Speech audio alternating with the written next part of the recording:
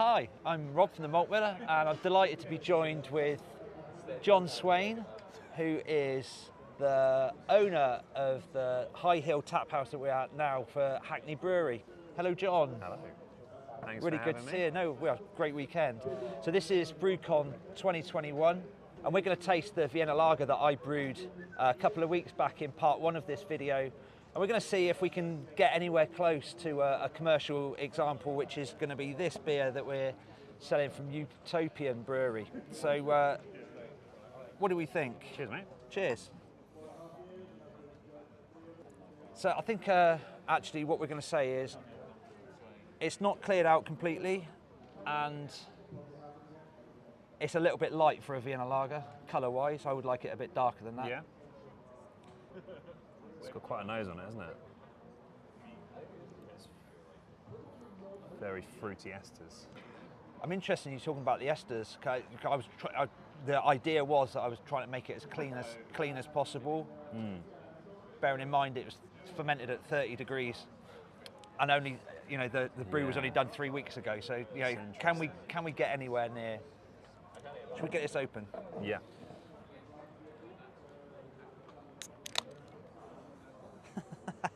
Well, I'm glad I said about the colour, because it's like almost absolutely. Literally. We found this when we use the Kviek yeast. There is residual significantly more haze on the finished beer, and then cooler temperature, even colder than 30. It kind of, I think, the esters are still kind of there at 30, but even colder, going down at normal ferment temperatures and letting it free rise, and kind of controlling it a little bit from like day to day. It does get cleaner. Yeah. You can get it really, really clean. So it's still quite estery at 30, I would say. Yeah. Try and get Bring it lower. down. And then we also find that the haze kind of is more controllable at normal ferment temperatures as well. So I think it might be like the hotter ferment temperatures with the wort, some of those proteins maybe aren't kind of broken down the same way. Yeah. Or in the same. I don't know the science on it, but from what we've used it in, colder ferments and letting it keeping it kind of controlled, you can get like clearer beer. Well, we think this is probably going to be a cleaner flavour. Let's go in. Cheers. See, I don't think this is more distinct lager, classic more lager. of a classic lager aroma, yeah.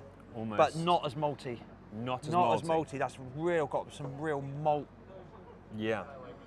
Sweet malt. And was that pure Vienna? No, it wasn't. It was 70% Vienna malt and 30% Pilsner malt. So. Okay. But I think that the yeast has gone into really promoting that malt aroma. This has got this. There's a malt aroma on this, but yeah, you're right. It's more pronounced on this. Yeah, definitely. Yeah.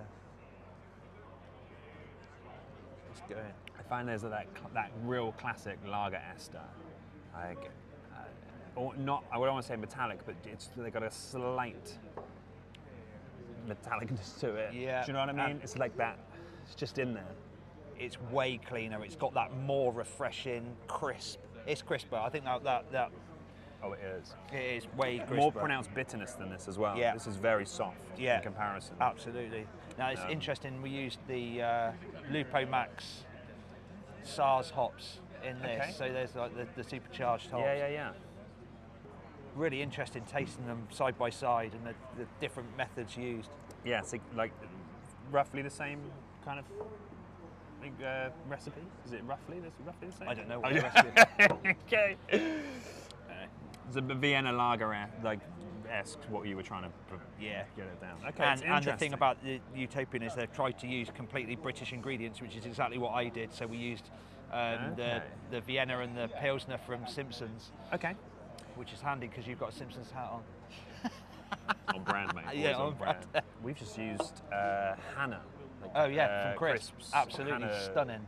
what an amazing malt. Yeah, and the history and the backstory about it as well is a great story. Surprised that was similar, like quite a light. And I know what you were saying about how like dark usual Viennas are. Yeah. It was a similar kind of like a light Vienna colour, and we use pretty much, quite similar like high percentage of Hanna with Munich. Yeah. A light Munich to kind of with the Vienna Munich, and that was with a specific lager strain of yeast. And we aged that for 6 weeks. Oh wow! Okay. So proper lager. And you know what you're saying about getting it done quick. I don't really think that the beer changed very much over those 6 weeks. Oh wow! Okay, that's really interesting. From QCing it like multiple times. And you used the standard yeast on that? 3470 on that. Yeah. Okay. Right. Yeah. We found that this is what I think is purely speculation, but because our malt is really well modified. And the yeast is a very clean, well-performing strain. Yeah. The lagering time, I don't think really mattered because it was so. It's not like in the olden days where they had to lager because the beer was quite. It needed time to clean up a lot of the things that the yeast kicked out. Yeah, sure. And some of the. Yeah, so you get a cleaner fermentation profile now anyway. I think the modern technologies mean that. Yeah. Maybe you don't need to lager so long. Yeah, got it. Maybe for some specific styles or some kind of processing you do, like maybe for step mashing, you might need to lager for a significant time. Yeah. Purely my own opinion, I'm probably like going to annoy a lot of people with it, but I don't think you need to lager as long as maybe you're led to believe. Yeah. With like being and you think true to style. You think that's probably because the quality of the modern ingredients and how they're produced. The science has caught up way and gone way beyond some of the necessity to process in that way. Got it. Our lager it's a short lagering time. I'm happy to admit that. Yeah. But we do a short ferment time as well. It's not a Kolsch. We don't use ale yeast. We use lager yeast at lager temperatures. Yeah. And then we introduce a second yeast strain and ramp everything up. Right, I got it. To try and that's really speed the process up. And we have some lagering, it's not very long at all, and then we centrifuge the proteins out because it's just going to sit there. Yeah. Essentially, I guess lagering time was to drop those proteins out, but if we can mechanically and physically do it quickly, and we're running a business here, we can flip the tank quicker, and the process may not be as pure. But and that's why we haven't called it any kind of specific lager. That's why we called it London style, because we don't think that many other people do it this way. Yeah, got it.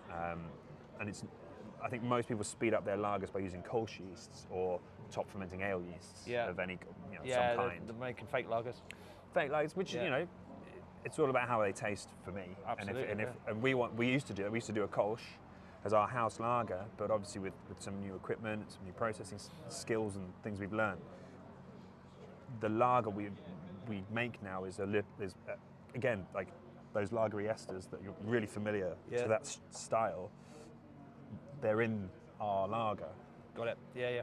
So I'm not like, obviously there are very clean lagers, beautiful made, like Bavarian, German, and like heritage brands. Yeah.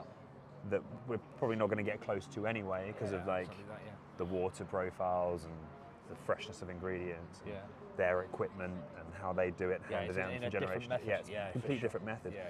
What we're trying to produce is something that we're proud of and that we would drink. And that's kind of what we're going for. And this is interesting experiment between speeding up a process with ingredients over